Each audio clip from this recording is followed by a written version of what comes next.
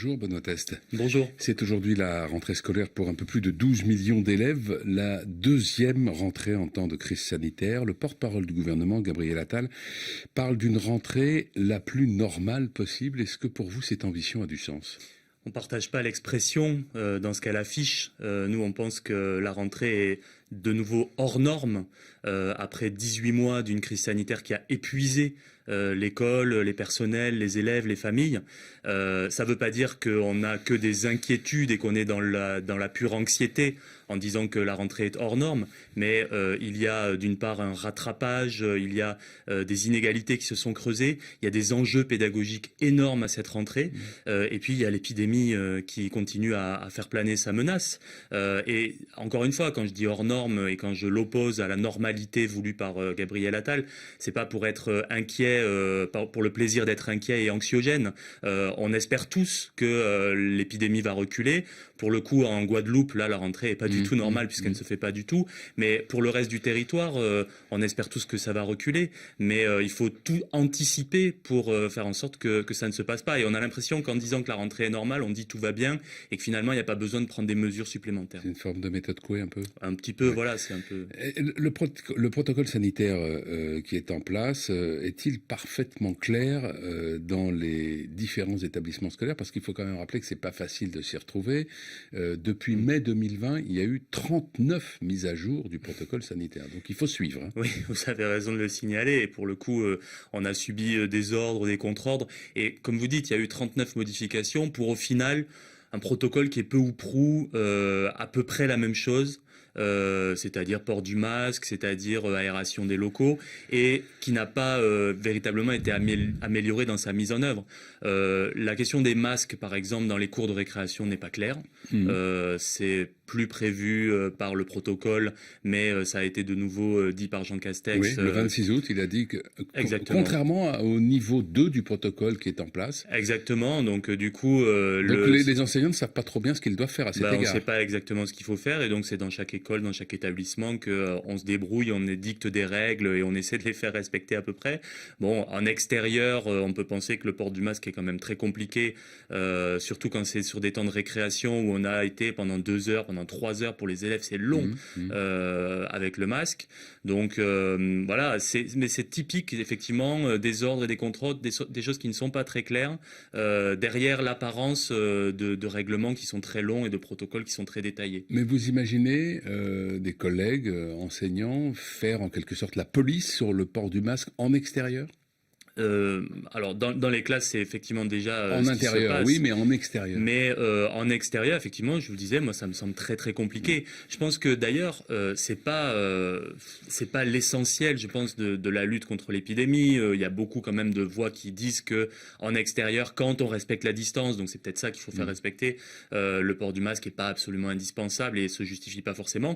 Nous, on pense particulièrement sur le protocole, pour pointer ses insuffisances, aux cantines. En revanche, là, il faut effectivement sans doute revoir encore plus les choses, les cantines, la distanciation, l'aération. On sait qu'il y a beaucoup de collectivités territoriales qui ont mis en place des purificateurs d'air. C'est probablement assez efficace, on n'en est pas certain, mais en tout cas, il y a quand même pas mal d'études qui montrent que c'est efficace, et ça, par exemple, il faudrait le généraliser.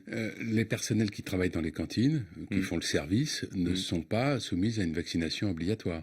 Non. Contrairement aux établissements de soins privés, ou je veux dire les restaurants, où les gens qui sont en contact avec le public doivent être vaccinés. Est-ce qu'il y a un problème de cohérence pour vous ? Est-ce que vous auriez été favorable, y compris d'ailleurs peut-être pour les enseignants, à une vaccination obligatoire ?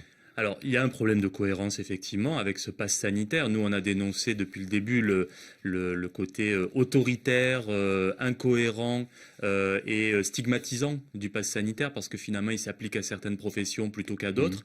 On aurait préféré avoir le débat, effectivement, sur une obligation vaccinale, mais en population générale, je parle, avec forcément une campagne de vaccination qui aurait dû être encore plus proactive. On voit dans les différences territoriales que la vaccination est très inégale selon les catégories sociales, et donc il y a encore du chemin à faire dans la conviction plutôt que dans la sanction. On aurait pu prévoir une obligation vaccinale avec des sanctions plus éloignées, plus lointaines et avec une vraie campagne en positif sur la vaccination. C'est pas complètement ce qui a été fait. Et du coup, on se retrouve effectivement avec ce type d'incohérence, c'est-à-dire mais pourquoi dans les cantines, tels personnels sont pas soumis alors que dans les restaurants, oui. Et effectivement, ça pose un souci de différence dans la population et d'incompréhension surtout sur la politique qui est suivie. Est-ce que les enseignants sont favorables à des campagnes de vaccination au sein même des établissements scolaires ? Oui, très favorable. Je pense que les enseignants, ça fait partie des premières professions à s'être mobilisés justement pour obtenir la priorité vaccinale. Quand on a dit ça en mai, alors que finalement on n'était pas prioritaire. Il faut préciser d'ailleurs qu'ils sont assez largement vaccinés, les enseignants. Et effectivement, on a noté une forte adhésion. Alors on n'a pas de moyens véritablement de la mesurer. Je ne sais pas exactement d'où sortent les chiffres du ministère, mais globalement... Un sondage qu'il a commandé à Ipsos apparemment à la mi-août. Et ça correspond à un état d'esprit qu'on sent bien dans les salles des maîtres, dans les salles des profs, et puis plus globalement dans tous les personnels de l'éducation nationale. Et puis plus globalement, d'ailleurs, il y a une adhésion à la science, sans aveuglement, mais à une forme de rationalité, qui a beaucoup inquiété aussi le monde enseignant pendant l'été. Et en contrepoint, on a vu augmenter encore l'adhésion à la vaccination et l'adhésion au principe de choses collectives en termes de santé publique qui doivent être valorisées. Et c'est pour ça aussi, par exemple, que les manifestations du samedi, quelque part, dans ce qu'elles portaient en termes de liberté purement individuelle et quelque part de défiance par rapport à tout ce qui peut être collectif, on n'y a pas adhéré. Est-ce que la crise sanitaire ne fait pas passer au deuxième, voire au troisième plan, d'autres sujets très importants pour l'enseignement que vous avez l'habitude de défendre, la pédagogie, mais peut-être aussi la question des effectifs, la question de l'attractivité de la profession ? Bien sûr, et on est à la 5e rentrée de Jean-Michel Blanquer qui prétendait revaloriser le métier enseignant et valoriser l'attractivité. On a vu ce qu'il en était. Alors bien sûr, il y a une première marche de revalorisation salariale, mais ça n'est qu'une première marche. Elle ne concerne pas tous les personnels et surtout, elle est grignotée très rapidement par l'inflation, puisqu'il y a toujours le gel du point d'indice. Donc en termes salarial, on a des sujets majeurs. On a des sujets majeurs en termes de pédagogie, de réformes qui se mettent en place. C'est à cette rentrée qu'on va augmenter considérablement la part de contrôle continu dans le baccalauréat. C'est un enjeu de société majeur parce que si les choses dérivent comme malheureusement elles risquent de dériver, les bacs dans certains lycées ne vaudront pas les bacs dans d'autres lycées avec toutes les inégalités qu'il y a derrière. Et donc ce type d'enjeu n'est pas pris en compte. On a 1800 postes supprimés dans les collèges et les lycées à la prochaine rentrée. C'est d'ailleurs pour ça qu'on sera en grève dès le 23 septembre parce que c'est en termes de conflit aussi qu'on porte les choses à ce niveau-là. Merci Benoît Test. Bonne journée. Merci à vous.